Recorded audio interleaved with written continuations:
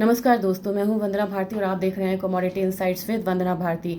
आज एक important news आपसे शेयर करनी है। मैं दो दिनों के लिए छुट्टी पे थी, लेकिन एक इमरजेंसी है यहाँ पे। अब यहाँ पे न्यूज़ ये है कि इजराइल ने ईरान पे अटैक किया और विदाउट यूएस यहाँ पे उन्होंने अटैक करा है। तो बाकी जितने भी इकोनॉमिक रिलीजेज है और नॉर्मल जो ट्रिगर्स होते हैं वो यहाँ मायने नहीं रखता है। मायने रखता है कि जियो पॉलिटिकल टेंशन एक बार फिर से बहुत ज़्यादा बढ़ गया है।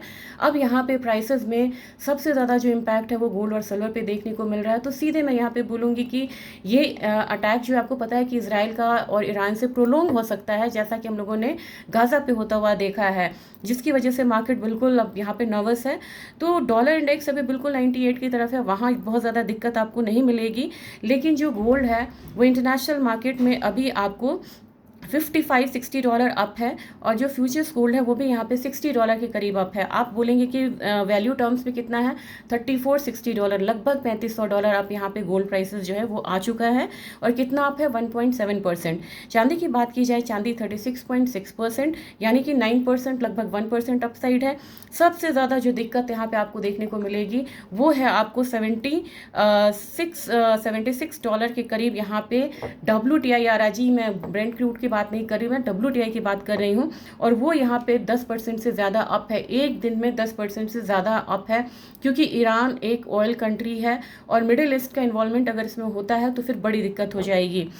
अब क्रूड ऑयल में अपने बाज़ार की बात करें तो मुझे लग रहा है कि गोल्ड में जो मैं आपको 1,02,000 का लेवल बोलती थी, हो सकता है कि अभी से आपको देखने को मिल जाए अगले हफ्ते तक, और आज भी इनफैक्ट आ सकता है ऊपर।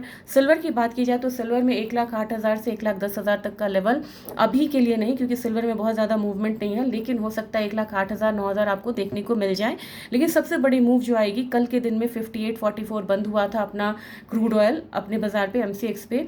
यहाँ पे आपको क्रूड ऑयल जो है वो आपको 10% के हिसाब से आप लगा सकते हैं कि कितना ऊपर होगा। और उसमें एक चीज़ और ऐड ऑन करना है आपको, जब आप ट्रेड करेंगे, 59 पैसा अपना रुपया, 60 पैसा रुपया यहाँ पे डेप्रिशिएट हो चुका है, यानी कि गोल्ड की तेज़ी हमारे बाज़ार में ज़्यादा रहेगी, इस बात का ध्यान रखिएगा। क्रूड की तेज़ी हमारे बाज़ार में ज़्यादा रहेगी। अपना रुपया आ रहा है 86 रुपया 15 पैसा।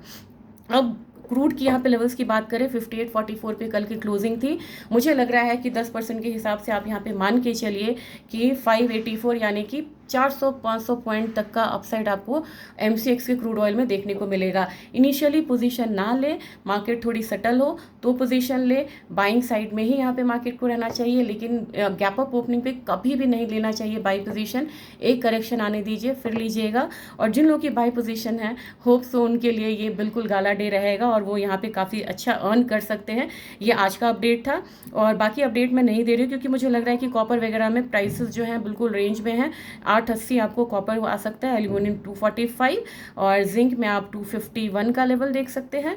नेचुरल गैस ने 299 के लेवल्स पे क्लोजिंग दी है, लेकिन नेचुरल गैस में आज आप अपसाइड के लिए तैयार रहिए। 310 315 का लेवल आपको मिल सकता है, क्योंकि नेचुरल गैस अब इंटरनेशनल मार्केट में क्रूड की वजह से 2% अपसाइड है। तो ये आज का अपडेट था, और होप सो मैं कोशिश करूँगी कि मैं आप लोगों को अपडेट्स देती रहूँ। लेकिन एक अपडेट मैं आपको एग्री पे भी देना चाहूँगी, लेकिन वो मैं आपको लेटर ऑन देती हूँ, क्योंकि इसका इम्पैक्ट गुआर काउंटर पे भी आना चाहिए और गुआर में अच्छी मूव आनी चाहिए। Thank you, have a nice day.